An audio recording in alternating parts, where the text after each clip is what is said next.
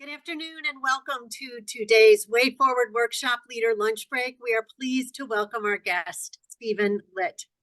His words provide our window into what is happening in placemaking on the streets, in the skyline, and along the water in Greater Cleveland.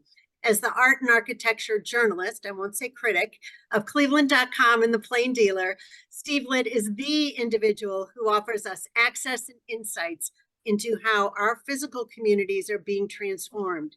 His history in this space and in Cleveland is long. He joined the Plain Dealer in 1991 and Cleveland.com in 2020. It is this 33-year tenure that gives him a unique historical perspective that informs how he observes and how he writes about what is happening today.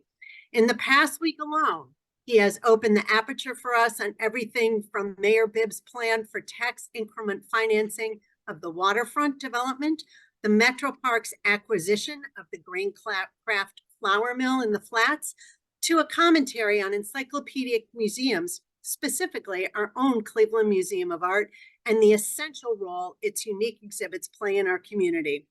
His goals for his work: to strengthen cultural activity, to build discerning audiences, and to participate in the national discussion about the future of cities. His love of art was his mother, a sculptor, and his grandmother, a watercolorist, and soon became equaled by his love of writing. The pairing of these passions created a successful career and earned him fellowships at the Whitney Museum of American Art, the University of Michigan, and awards, a few of which: the Cleveland Arts Prize, the Press Club Hall of Fame, the Centennial Award for the Ohio chapter of the American Planning Association, and the Rapkin Prize for Visual Arts and Journalism. Steve is our ever-present and ever-persistent voice for design quality and a catalyst of Greater Cleveland's increased awareness of the importance of its built environment. Thank you for joining us. Thank you, Marianne and Rachel. Delighted to be with all of you today. Could I just get a nod that people can hear me? Yeah, okay, great. So we're looking at the screen now. Is that big enough? Can we make it bigger, or is that well, let's just, okay, fine. Let's go ahead. There's my title. Let's go to the next slide, please. This slide, I think, kind of summarizes what I want to talk about today. We've gone through an extraordinary period of urban history in Cleveland over the past more than 50 years since the fire on the Cuyahoga. And I choose, instead of that tired photograph of the tugboat spraying water on the debris fire on the river, with this photograph of a Plain Dealer reporter who stuck his hand in the water to show us just how polluted the Cuyahoga River was. We have come a very long way from that. On the right side of the screen, you can see one of the outstanding public space projects that's underway now, under construction in Cleveland, the $100 million effort to stabilize the slope on Irishtown Bend and to build what I think is going to be one of the great urban parks in America on 25 acres of sloping, curving ground overlooking the Columbus Road Peninsula on the east side of the river and the downtown skyline. Next slide, please. I see the story that I did Sunday, and I knew I was going to have this published in the Plain Dealer before today's conversation. So I thought it was a great opportunity to follow up on this discussion. And I'm eager to hear your questions and comments about this and everything else that I'm talking about.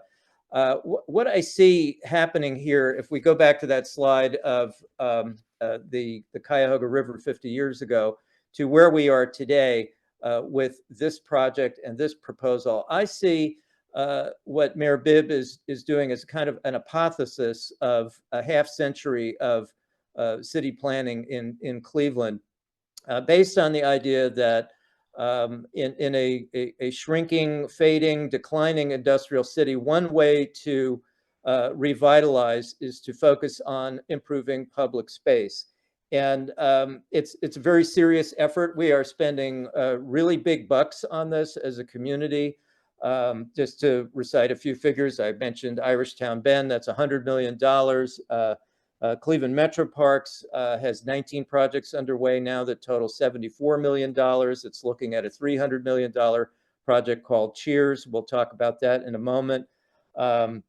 We just finished a $50 million renovation of Public Square, and the list goes on and on and on. What we're seeing here now is, I think the culmination of an effort to build up to the really big moment, which is, can we transform our formerly industrial waterfronts in downtown to make them as civilized and as beautiful as public spaces on waterfronts in some of the cities that we aspire to compete with. And I think we live up to the words of Daniel Burnham, the great Chicago planner of the early 20th century, who said, make no little plans.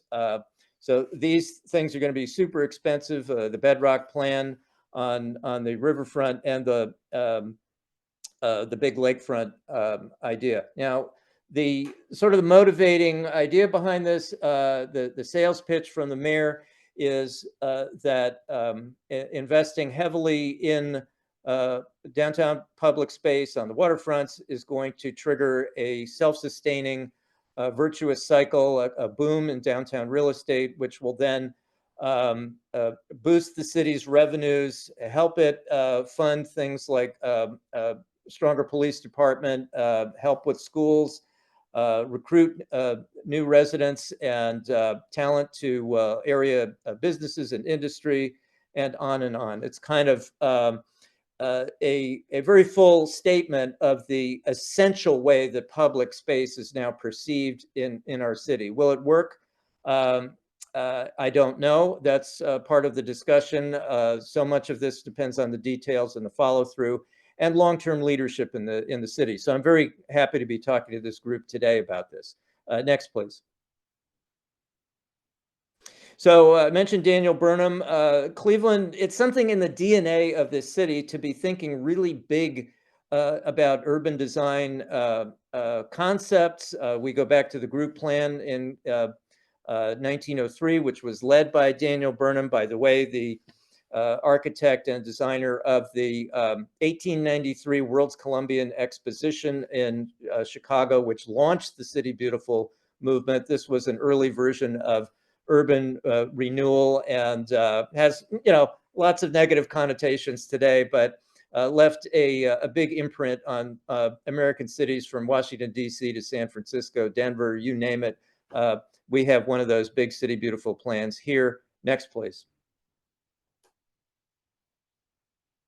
And following up in 1961 with the Erie View plan led by I.M. Pei, which also was incredibly problematic in terms of erasing downtown fabric and leaving us with some very unsatisfactory public spaces on our main streets, including Superior Avenue. We're still paying for that many ways in terms of the opportunity cost. And much of the negativity here has to do with planning around the automobile and the failures of modern architecture. Next, please. But we recovered for that and did a great job in the planning for the Gateway Sports Complex, including Progressive Field and now the Rocket Mortgage Fieldhouse. These are buildings shaped to fit into the city fabric, framing views of surrounding of the skyline, and shaped to create very satisfying public spaces. Next, please. So we're really getting to pretty good at this, and I think urban planning has had some real successes in Cleveland over the past half century. Let's go Public Square, and next. Just to show you, this is a very consistent theme in our history, our recent history. $54 million spent on completing the towpath trail, the northern 5 miles in Cleveland in 2021. Next, please. And I mentioned Cheers, which is going to add something like 70 acres of new parkland in that island off the shoreline north of St. Clair Superior and the highway, the shoreway. Next, please. You can see the public space movement is very evident downtown at Playhouse Square. Here's a picture I just took just this morning. Next, please. And another example, Nord Greenway and University Circle, a building on the fantastic romantic 19th century landscapes of Rockefeller Park and Wade Lagoon. Next, please. I mentioned Irishtown Bend. This is upcoming, and I think it's going to be fantastic. Next. And plans for our downtown lakefront are now 60% and awaiting funding, as I mentioned. Next, please. Now, why is this all happening? So there's a great political alignment around all of this work, willingness to spend the money, some great ideas here. We've got Kirsten Holzheimer Gale on the left there, County Executive Chris Ronayne, and Mayor Bibb on the right. I think there's a consensus that has emerged that great public space is necessary for talent attraction. It's a way to address longtime injustices caused by pollution, segregation, redlining, and damage caused by interstate highways, and also the bleeding of tax base caused by sprawl. So there are many arguments in favor of this, and it's seen as a vital facet of rebuilding Cleveland, along with providing excellent public safety, schools, and health and human services. So I think the mayor is saying in this big TIF proposal he has that, let's not make any false choices that public space is a frill. It's a dessert after you have to finish your main dish. Something that needs to wait. Timing favors this discussion now because Cleveland appears to be having a moment based on climate change, the importance of fresh water, demographic trends that have tended to favor redevelopment of the urban core. Although the big wild card post-COVID is how is remote working changing our settlement patterns and development patterns? Next, please. Just a word about public space. It's one traditional definition is it's the voids, the spaces between solid shapes made by buildings, as exemplified by this figure ground plan of Washington, D.C. Next, please. It can also include interior spaces that are open to the public, and even though private, technically in a legal sense, feel like public space and function as public space. Next, please. And it also has to do with how we use zoning to shape our cities so that public environments can be served by transit. So this is a very, very broad discussion about how we use land in Northeast Ohio. And we've got some great thinking coming out of the county planning department on rezoning corridors, our urban corridors for transit, and sort of building walkable environments around those lines. Next, please. We have to think not just in the short term, but also the long term, and what is our responsibility here for maintaining what we build, because failures in the public realm are so visible and lead to cynicism and planning fatigue. So we have to avoid that. Next, please. So I want to conclude here and move to comments, but if I could just reiterate the point that I made in the beginning, the mayor's tax increment financing proposal is a tool, and it is trying to set up a long-term investment that will need to be managed in an open, transparent way with full public accountability, and it's going to need to have longevity. This is the beginning of something that is going to go for 10, 20, or 30 years.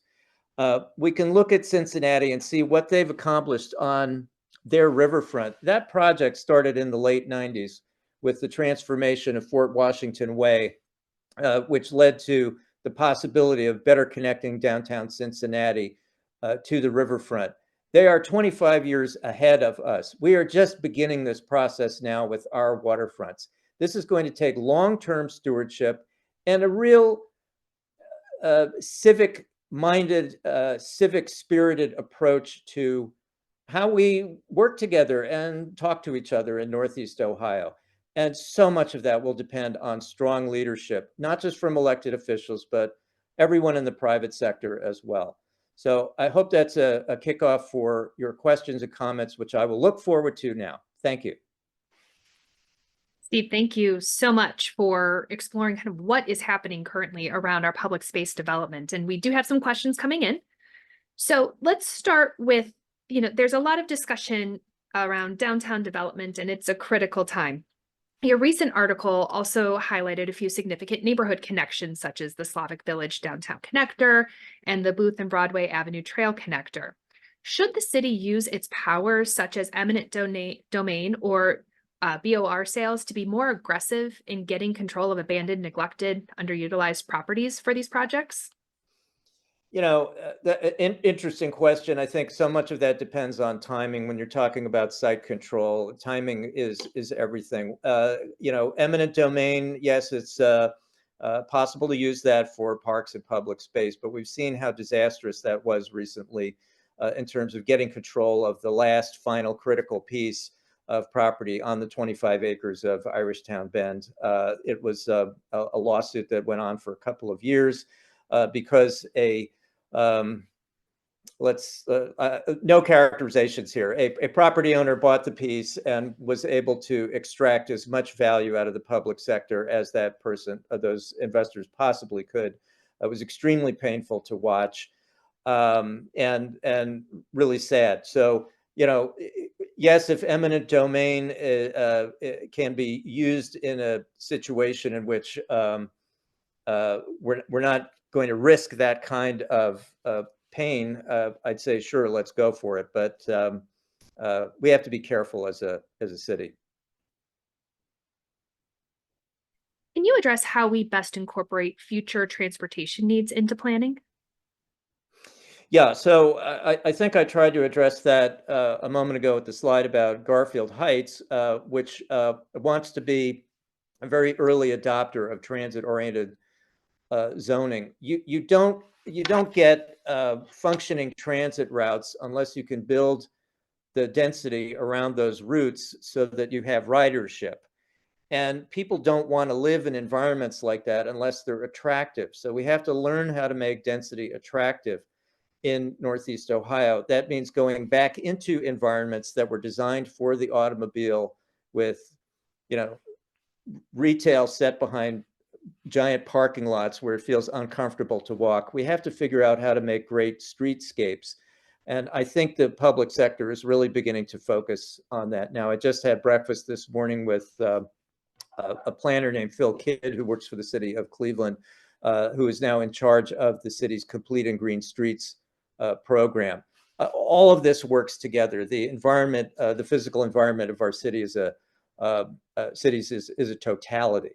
And transit is a very big part of it. We have to plan around it. How will the TIF for the waterfront complement or take away from the new stadium project proposal, especially as we see the Browns doing pretty well this year? Will that make it more competitive? I think the TIF program could create a possibility for some private development on the lakefront in which the Haslams may wish to participate.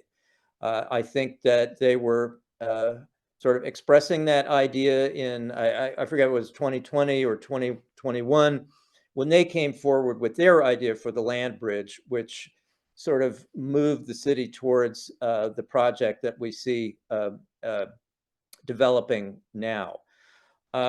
We don't know how those negotiations are going. Both the mayor and the Haslams are not talking about that, so we have to wait and see. What we do know is that revenues, according to the legislation, in the TIF legislation, revenues from the TIF may not be used for the stadium. So some other source will have to be found. And speaking of that land bridge, Is there a less expensive way to really connect the lakefront? And what are the pros and cons of alternatives? And then really, is there enough demand for the space at both the riverfront and lakefront?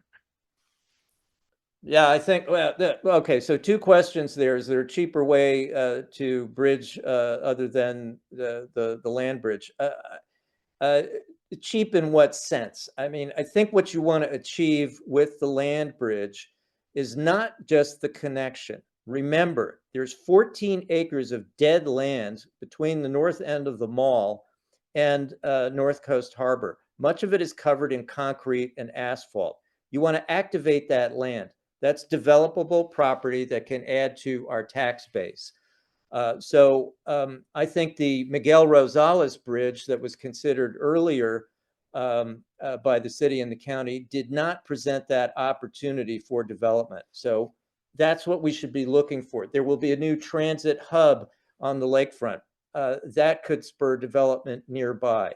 All of those things are aimed at making better use of this lakefront land. Now, is there demand? I'm asking that question, and I think we need to hear from more experts in the community about whether there's enough demand to fill 4.5 million square feet of space that has been identified in the Bedrock Plan and in the lakefront. I'll be talking to folks in real estate about that as the weeks go ahead. The mayor's proposal is certainly premised on the idea that there's a lot of room for growth. And we have seen public expenditures on public space and infrastructure in neighborhoods that have triggered, tons of development on the west side and in University Circle. So the theory kind of makes sense, but we still need to be looking at that as a community. Thinking about trying to develop cities to be more pedestrian friendly and less focused on cars, are there peer cities that we can look to who are really helping to focus more on people above cars? There's so many of them. It's just endless. We're sort of behind the curve on this, in our thinking, because we do live in a very automobile-oriented region. But it costs. AAA tells us it costs $10,000 a year to own, finance, fuel, maintain a new car. For young folks coming up in the millennial and succeeding generations, that's a really big lift. So this is something we have to do to make our cities more livable. In terms of examples, the kinds of cities where our children have moved to, and other children graduating from schools and ending up in other places: Philadelphia, Washington, D.C., Boston. Anywhere you go, you're going to see way more bike infrastructure. New York City, I mean, we got to get with it, folks. And along the same lines, thinking about peer cities that have done this well, any examples that have really great waterfront public spaces that you admire? Well, I focused on two recently in terms of learning for us in the Cleveland community. One was the St. Louis Gateway Park, which bridged a highway with an extraordinary piece of urban design, a park that extended over a multi-lane downtown freeway, which had erected a barrier between the downtown and the riverfront. That was an outstanding piece of urban design. And the Cincinnati example, I think, is also extremely pertinent. If any of you are interested, you ought to go to those places and see what they've done. Of course, there's always Chicago, although I would note that Chicago's Lakeshore Drive is quite a formidable barrier between Grant Park and Lake Michigan. Although, there's the beautiful continuity. You can move north and south along the edge of the city for miles and miles, and with great assets along the way, like Grant Park and Lincoln Park. They're a century or two ahead of us in that plan. In fact, this goes back to the DNA of Chicago, since they declared, the founders of the city declared, that the lakefront would be forever free, open, and clear. Yeah. I wish we had more of that spirit in Cleveland. Thinking about the idea of the projects and coming to fruition, what is that right balance, in your opinion, between vision and the end result? So thinking of the Shoreway project seemed to might not have worked out exactly as envisioned. Yeah, so the West Shoreway project, this has to do with funding. The West Shoreway project was $100 million, which came to us, much of it through ODOT with some local match.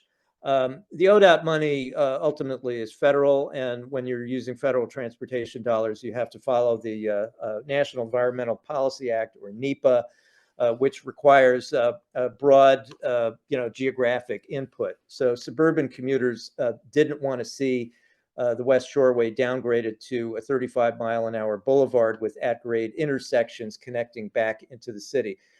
Meanwhile, during the planning of that project, it was discovered that tunneling under a railroad track on an active line would be incredibly expensive. And the city and ODOT were only able to afford to do one of those connections at West 73rd Street. So yeah, I mean, part of this is you got to have enough money.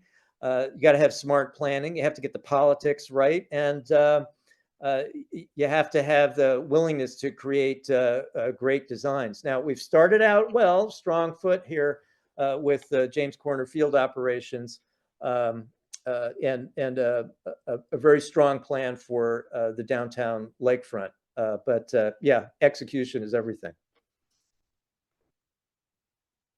How do you see interest in bioregional concepts and development playing a role in the future of Cleveland and Northeast Ohio? I think in terms of the bioregional perspective, public space infrastructure like the Towpath Trail or the Lake Link Trail, or any of the big trails that we have in our metro parks and surrounding metro parks, enable one to get out of a car and to understand the rise and fall of the land, the grain of the landscape, and you kind of have to earn it with your own 2 feet, pedaling it on a bike or hiking, and you begin to understand what are the natural systems that caused us to be in a region that was settled the way it was in the early 19th century, to understand how Ohio at that time, from the white settler point of view, was perceived as a kind of a natural paradise.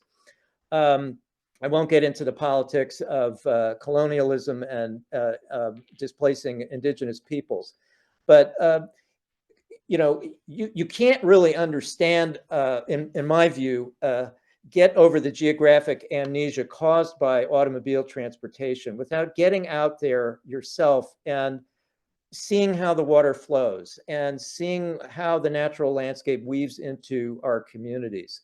So I think public space is serving a fantastic educational, recreational, and dare I say, spiritual role in terms of bringing us close to nature so that we appreciate the natural systems and begin to get curious about how they work and how our survival is related to them.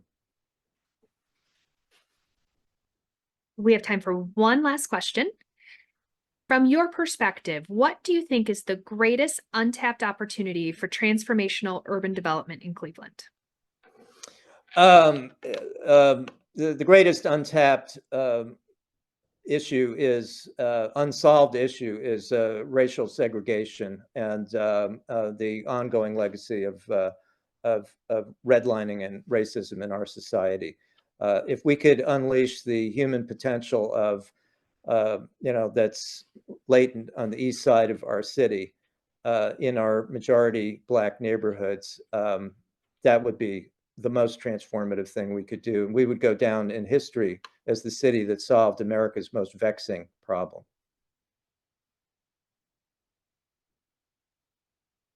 Steve, thank you. Thank you for your words today, and thank you for what you write so often that just helps those of us who are not at the forefront of what's happening, brings us right to the edge. We are very, very grateful. Keep writing. Thank you. I will do it. And thanks to everyone for joining me today. I look forward to contact me. I had my slide up there, 216-903-5924. slitt@cleveland.com. I look forward to hearing from all of you. Thank you.